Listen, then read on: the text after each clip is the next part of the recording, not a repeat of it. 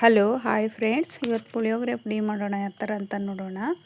ಧನಿಯಾ, ಜೀರಿಗೆ, ಉದ್ದಿನಬೇಳೆ, ಕಡಲೆಬೇಳೆ, ಕೊಬ್ಬರಿ, ಎಳ್ಳು, ಕಡಲೆಬೀಜ, ಮೆಂತೆ, ಮೆಣಸು, ಚಕ್ಕೆ ಲವಂಗ, ಬೇಡಿಗೆ ಮೆಣಸಿನ್ಕಾಯಿ, ಇಂಗು ಇಟ್ಕೊಂಡಿದ್ದೀನಿ. ಇಷ್ಟು ಒಂದು ತವ ಇಟ್ಕೊಂಡು ಬೇಡಿಗೆ ಮೆಣಸಿನ್ಕಾಯಿ ಹಾಕಿ ಹುರ್ಕೊತಾ ಇದ್ದೀನಿ. ನಾನೀಗ 100 ಗ್ರಾಮ್ ಐತೆ ಇದು.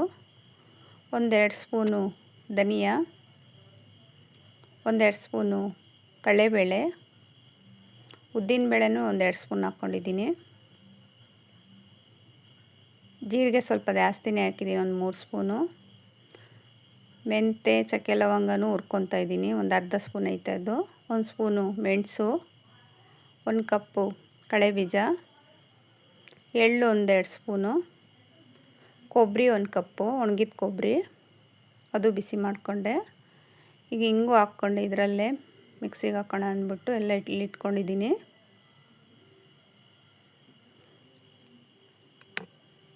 ಈಗ ಜಾರ್ಗೆ ಹಾಕ್ತಾಯಿದ್ದೀನಿ ನಾನು. ಗುಂಟೂರು ಮೆಣಸಿನ್ಕಾಯಿನೂ ಹಾಕ್ಕೊತಾರೆ ಖಾರಕ್ಕೆ, ಇದು ಹಾಕಿದ್ರೆ ಕಲರ್ ಬರುತ್ತೆ, ಟೇಸ್ಟಾಗಿರುತ್ತೆ ಅಂದ್ಬಿಟ್ಟು ನಾನು ಇದೊಂದೇ ಹಾಕ್ಕೊಂಡಿದ್ದೀನಿ. ಈಗ ಪುಡಿ ರೆಡಿ ಆಗೈತೆ, ಪುಳಿಯೋಗರೆ ಪುಡಿ.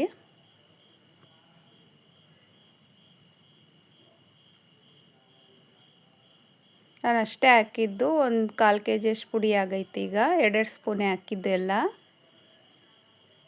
ಈಗ ಗೊಜ್ಜು ಮಾಡೋದು ಯಾವ ಥರ ಅಂತ ನೋಡೋಣ. ಕಡಲೆಬೀಜ ಪುಡಿ, ಹುಣಸೆಹಣ್ಣು, ಕಡಲೆಬೇಳೆ, ಬೆಲ್ಲ, ಕರಿಬೇವು, ಬೇಡಿಗೆ ಮೆಣಸಿನ್ಕಾಯಿ, ಕೊತ್ತಂಬರಿ ಇಟ್ಕೊಂಡಿದ್ದೀನಿ. ಒಂದು 5 ಸ್ಪೂನ್ ಎಣ್ಣೆ ಹಾಕ್ಕೊಂಡೆ.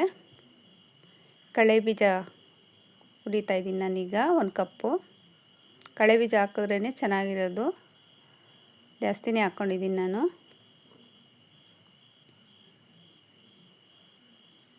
ಈಗ ಸೈಡಿಗೆ ತೆಗೆದಿಟ್ಕೊತಾ ಇದ್ದೀನಿ. ಹುಣಸೆಹಣ್ಣು ನೀರು ಹಾಕಿದ್ರೆ ಮೆತ್ತಕ್ಕಾಗ್ಬಿಡುತ್ತೆ ಅಂದ್ಬಿಟ್ಟು ಕಡಲೆಬೇಳೆ 1 ಸ್ಪೂನ್ ಹಾಕ್ಕೊಂಡೆ.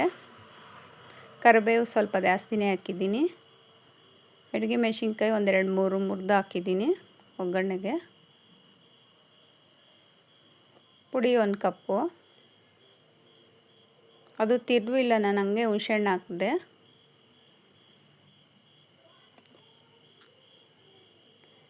ಹಸಿ ವಾಸನೆ ಎಲ್ಲ ಹೋಗಲಿ ಅಂದ್ಬಿಟ್ಟು 1-2-3 ಸತಿ ತಿರುವು ಕೊಟ್ಟೆ.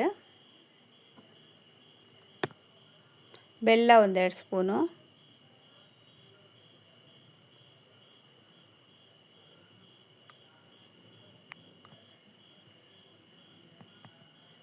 ಉಪ್ಪು ನೀವು ನೋಡ್ಕೊಂಡು ಹಾಕ್ಕೊಳ್ರಿ, ನಾನು 1-1.5 ಸ್ಪೂನ್ ಹಾಕ್ಕೊಂಡಿದ್ದೀನಿ ಉಪ್ಪು.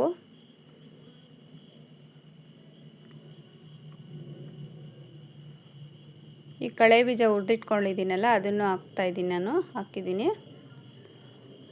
ಅನ್ನ ಮಿಕ್ಸ್ ಮಾಡ್ತಾಯಿದ್ದೀನಿ ನಾನೀಗ. 1-3 ಜನಕ್ಕಾಗಷ್ಟು ಪುಳಿಯೋಗರೆ ರೆಡಿ ಆಗೈತೆ. ಈಗ ಕೊತ್ತಂಬರಿ ಹಾಕ್ಕೊಂಡೆ. ಇದು ನಮ್ಮ ಅತ್ತೆ ಹೇಳ್ಕೊಟ್ಟಿದ್ದು, ಹಳೆ ಕಾಲದ್ದು. ಈ ಥರ ಮಾಡಿದ್ರೆ ತುಂಬ ಚೆನ್ನಾಗಿರುತ್ತೆ ಪುಳಿಯೋಗರೆ ಪುಡಿ ಅಂದ್ಬಿಟ್ಟು.